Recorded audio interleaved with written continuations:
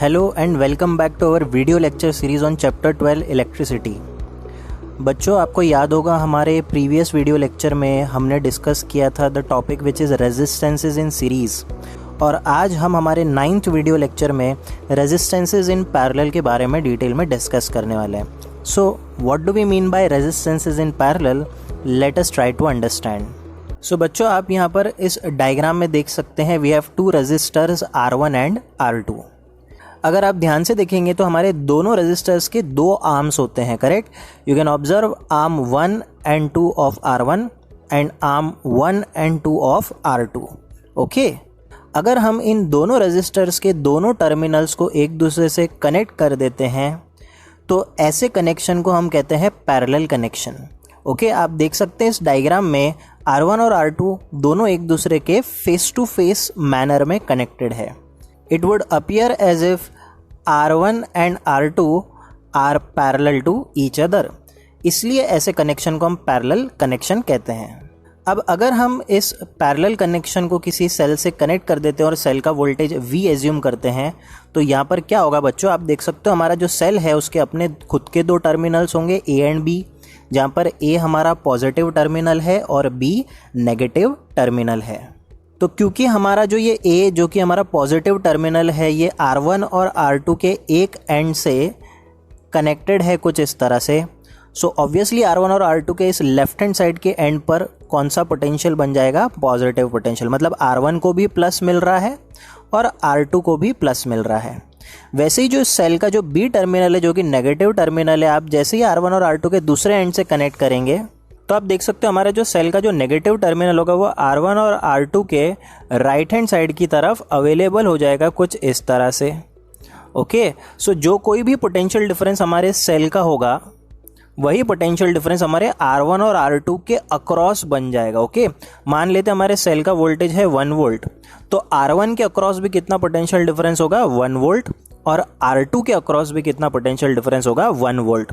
तो हम यहाँ पर ये सीख रहे हैं, ये समझ रहे हैं कि पैरेलल कनेक्शन में जो वोल्टेजेस होते हैं वो रेजिस्टर्स में कॉमन होते हैं। जब भी आप 2, 3, 4 मर्जी चाहे जितने आप मान लीजिए 10 रेजिस्टर्स पैरेलल में लगाते हो तो सभी रेजिस्टर्स के अक्रॉस जो वोल्टेज होगा वो सेम होगा irrespective of value of resistor.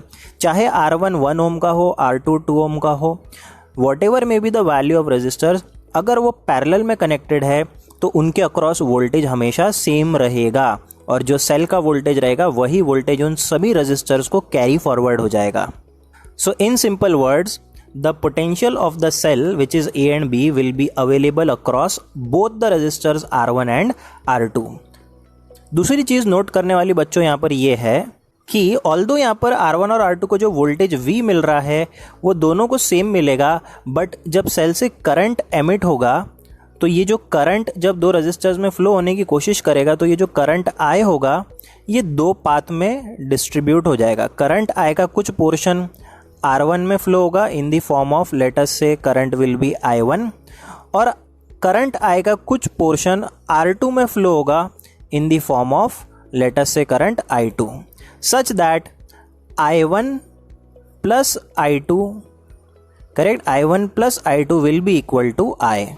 सो जो भी करंट सेल सप्लाई करेगा let us say I, it will get split into I1 and I2, and I1 and I2 are the current that flows through R1 and R2। तो हम यहाँ पर ये कहना चाह रहे हैं कि पैरेलल कनेक्शन में R1 और R2 को वोल्टेज तो सेम मिल रहा है बट दोनों में फ्लो होने वाला करंट क्या होगा बच्चों? डिफरेंट होगा। और वो डिफरेंस इन करंट किस पर डिपेंड करेगा? वो रेजिस्टेंसेस की वैल्यू पर डिपेंड करेगा।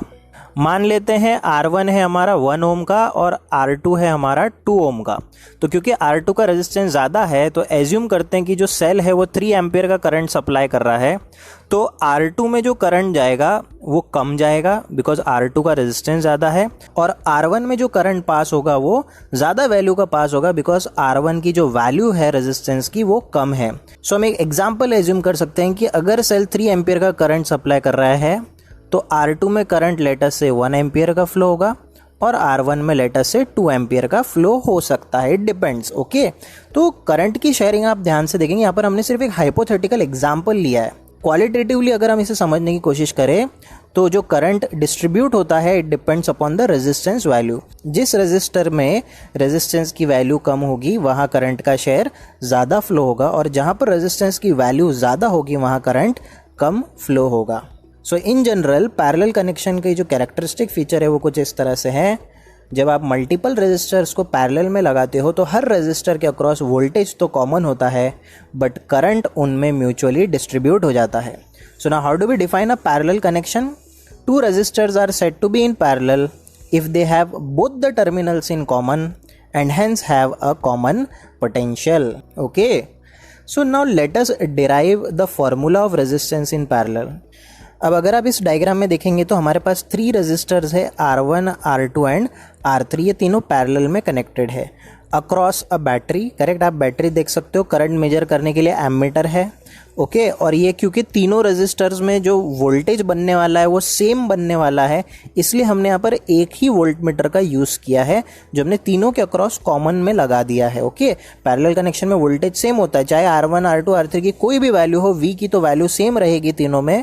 इस वजह से हमने एक ही वोल्ट मीटर यहाँ पर यूज़ किया है। ओके, सो यहाँ पर हमें ये पता करना है कि जब हम ये 3 रेजिस्टर्स को किसी सर्किट में पैरेलल में कनेक्ट करते हैं तो ये तीनों मिलकर जो टोटल रेजिस्टेंस प्रोवाइड करेंगे इस सर्किट को, उस टोटल रेजिस्टेंस को हम कह सकते हैं resistance due to parallel combination. Okay, RP. So ये तीनों रेजिस्टर्स मिलकर पैरेलल कनेक्शन में कितना रेजिस्टेंस प्रोवाइड करेंगे उसका हमें फॉर्मूला यहाँ पर डिटरमाइन करना है।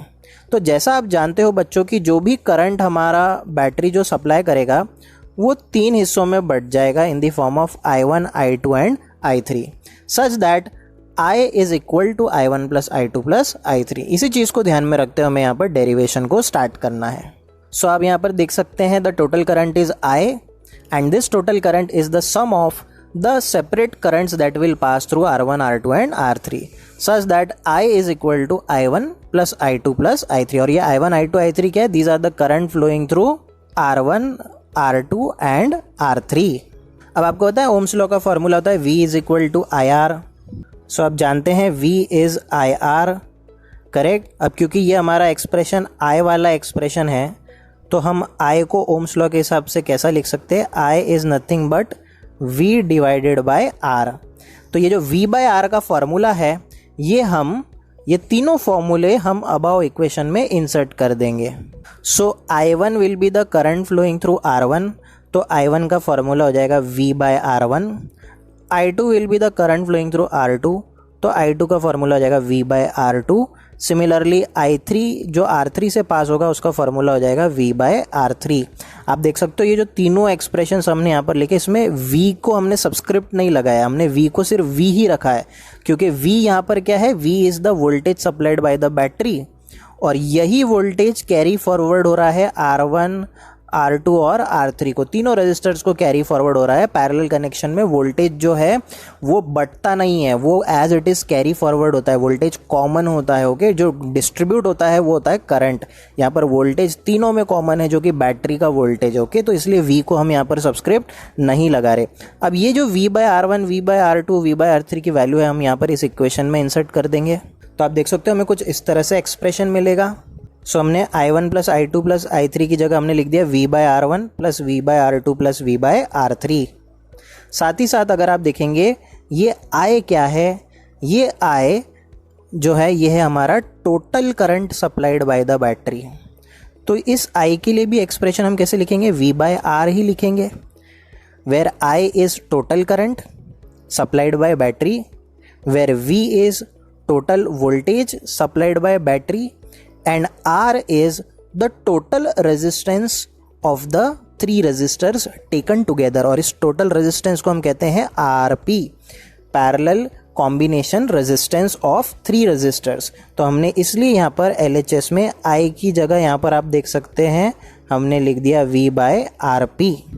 अब अगर आप देखेंगे हम V कॉमन लेंगे तो ये V हमारा जो है ये कैंसल हो जाएगा। ओके, और जो हमारा एक्सप्रेशन बचेगा वो कुछ इस तरह से होगा 1/RP is equal to 1/R1 plus 1/R2 plus 1/R3 and this is the final formula of resistances in parallel। So अगर आपके मल्टीपल रेजिस्टर्स पैरेलल कनेक्शन में हैं तो अगर हमें उसका टोटल रेजिस्टेंस निकालना है तो आपको रेसिप्रोकल लेकर इन सभी को क्या करना पड़ेगा, ऐड करना पड़ेगा। That will be equal to the reciprocal of total resistance. तो इस तरह से हम कंक्लूड करते हैं that the reciprocal of equivalent resistance, equivalent मतलब total resistance of a group of resistances joined in parallel is equal to the sum of reciprocals of individual resistances। तो अगर आपके रेजिस्टर्स पैरेलल कनेक्शन में हैं और उसका आपको टोटल या इक्विवेलेंट रेजिस्टेंस निकालना है तो आपको पूरे इक्वेशन को रेसिप्रोकेट करके पहले सॉल्व करना पड़ेगा, सिंप्लीफाई करना पड़ेगा और तब जाके आपको पैरेलल कॉम्बिनेशन का रेजिस्टेंस की वैल्यू मिलेगी। ओके, अब चलिए इस पर कुछ प्रॉब्लम्स सॉल्व करते हैं। ओके, अगर आप देखेंगे यहाँ पर हमारे इस डायग्राम में हमारे पास 5 रेजिस्टर्स है जिसमें से R1 और R2 पैरेलल में है, R3, R4 और R5 भी पैरेलल में है। इनकी वैल्यूज़ दे रखी है, हमें पूछा गया है calculate the total resistance in the circuit and the total current flowing in the circuit. तो हम क्या करेंगे बच्चों, पहले इन दो रेजिस्टर्स R1 और R2 का पैरेलल कॉम्बिनेशन की वैल्यू निकालेंगे। ये R1 और R2 की हमारे इस क्वेश्चन में वैल्यू दे रखी है। फिर हम क्या करेंगे, सेपरेटली इन 3 रेजिस्टर्स के पैरेलल कॉम्बिनेशन की वैल्यू निकालेंगे। ओके, अब मान लीजिए ये जो पहले 2 रेजिस्टर्स हैं इनके पैरेलल कॉम्बिनेशन से जो भी वैल्यू मिलेगी उसको हम RP मान लेंगे। ओके, बीच में यहाँ पर हमारे एमीटर है।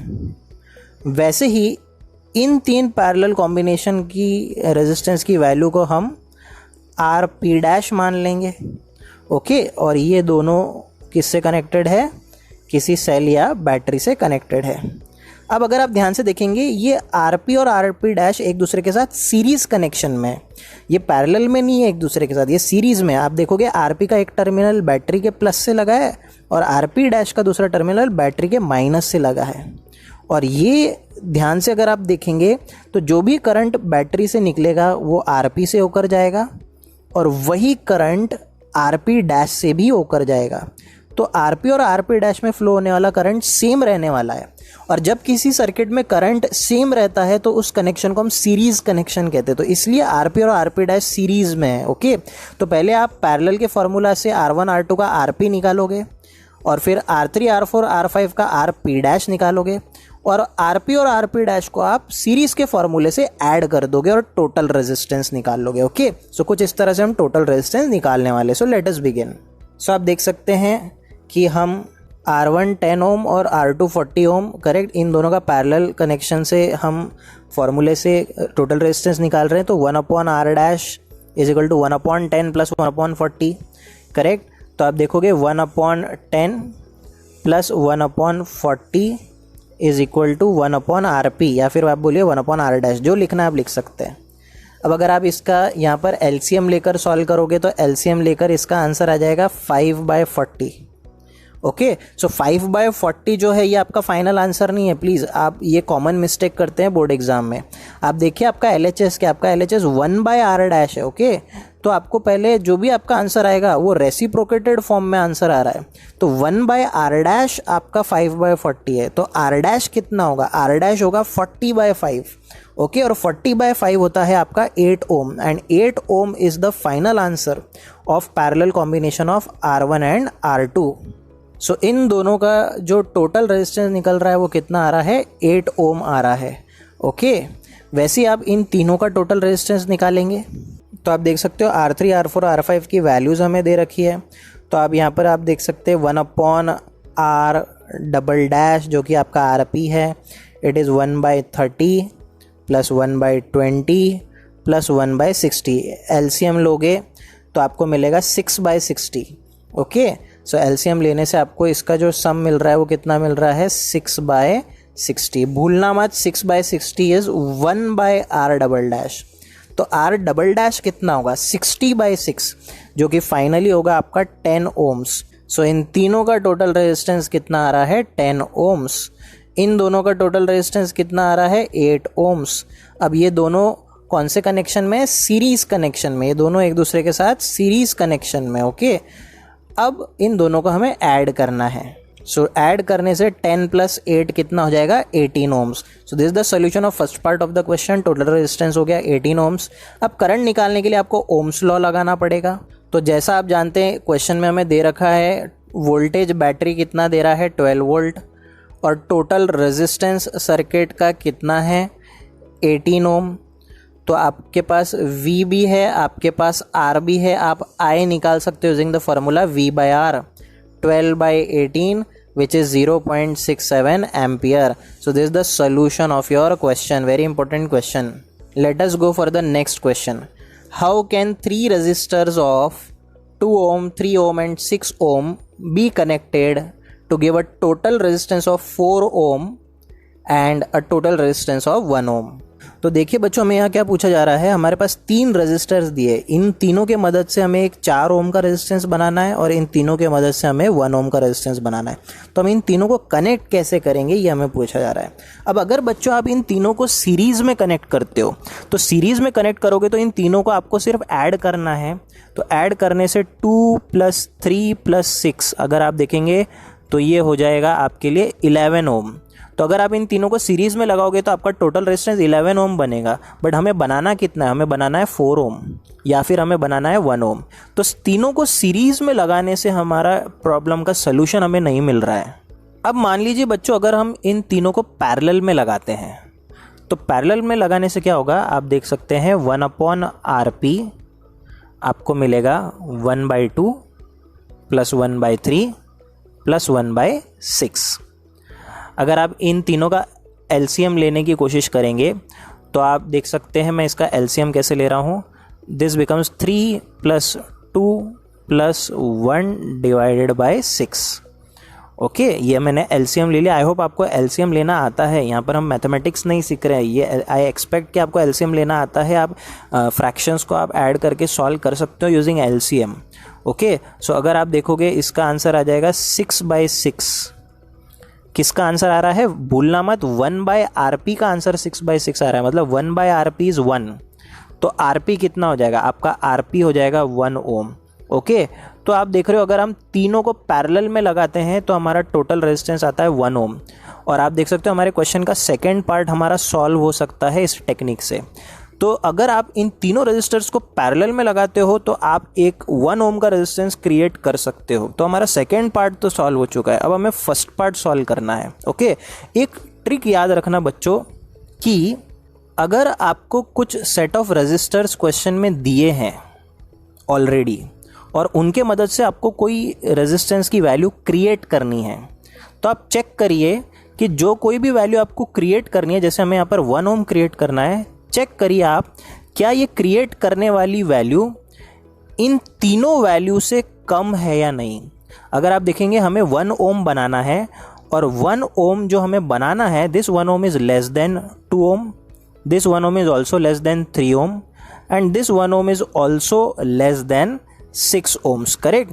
तो जो हमें रेजिस्टेंस की वैल्यू बनानी है वो तीनों गिवन रेजिस्टर से कम वैल्यू की है।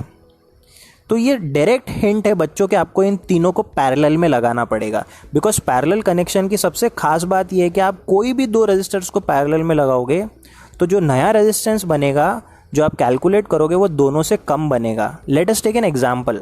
मान लीजिए मेरे पास एक रेजिस्टर है 10 ओम का और दूसरा रेजिस्टर भी है, वो भी है 10 ओम का। मैं इन दोनों रेजिस्टर को पैरेलल में लगा रहा हूँ। तो मैं इन दोनों का पैरेलल कॉम्बिनेशन निकालूंगा। 1/RP is equal to 1/10 plus 1/10, this is nothing but 2/10। Okay, अगर 1/RP 2/10 है तो ये 2/10 हो जाएगा 1/5। तो 1/RP 1/5 है तो RP कितना हो रहा है आपका, तो आपका जो RP की वैल्यू बन रही है, RP की वैल्यू बन रही है 5 ओम्स। तो आप देख रहे हो जो पैरेलल कनेक्शन से जो टोटल वैल्यू निकल रही है 5 ओम, ये दोनों इंडिविजुअल रजिस्टर से कम वैल्यू की बन रही है।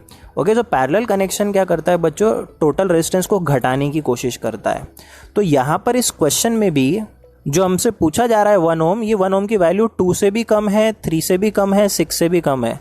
तो ये डायरेक्ट हिंट है कि आपको 1 ओम का रेजिस्टेंस तभी मिलेगा जब आप तीनों को पैरेलल में लगाओगे। Okay, but on the other hand अगर आप सीरीज कनेक्शन की बात करते हो, अगर आप इन तीनों को सीरीज में लगाते हो तो टोटल रेजिस्टेंस जैसा मैंने कहा ये 11 ओम बनता है। तो सीरीज कनेक्शन की खास बात ये होती है कि सीरीज में जब आप रेजिस्टर्स लगाते हो तो उसका जो टोटल रेजिस्टेंस आता है वो इंडिविजुअल रेजिस्टर से ज़्यादा वैल्यू का आता है। मतलब 11 2 से भी बड़ा है, 3 से भी बड़ा है और 6 से भी बड़ा है। सो अगर एक्सपेक्टेड रेजिस्टेंस गिवन रेजिस्टेंस से ज़्यादा है तो आप सीरीज में लगाइए, और अगर एक्सपेक्टेड रेजिस्टेंस जो हमसे पूछा जा रहा है वो गिवन से कम है तो आप उन्हें पैरेलल में लगाकर सॉल्व करिए। इसलिए 1 ओम हमें तीनों को पैरेलल में लगाने से मिल रहा है सोल्यूशन। बट अगर आप 4 ओम देखेंगे तो 4 ओम 2 ओम से तो बड़ा है, 3 ओम से भी बड़ा है, लेकिन 6 ओम से छोटा है, करेक्ट। तो यहाँ पर आप 4 ओम बनाने के लिए आप ना तीनों को सीरीज़ में लगा सकते हो ना तीनों को पैरेलल में। शायद किसी 2 रजिस्टर्स को आप पैरेलल में लगाइए और एक को सीरीज़ में लगाइए तो आपको 4 ओम मिल सकता है। Let us take an example. मान लीजिए मैं 3 ओम को और 6 ओम को पैरेलल में लगा रहा हूँ, लेकिन 2 ओम को क्या कर रहा हूँ, इन दोनों के सीरीज़ में लगा रहा हूँ। देखिए अब ये कनेक्शन, ओके। सो 2 रजिस्टर पैरेलल में और एक सीरीज़ में। अगर आप 3 और 6 को देखेंगे, इसका अगर आप पैरेलल कॉम्बिनेशन निकालोगे तो आपको मिलेगा 1/RP is equal to 1/3 plus 1/6, okay. अब अगर आप इसका LCM लेंगे तो आपको मिलेगा 1/RP is equal to this becomes 2 plus 1/6.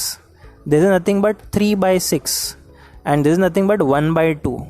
Okay, तो 1/RP आपको मिल रहा है 1/2, तो RP कितना हो गया, RP हो गया आपका 2 ओम।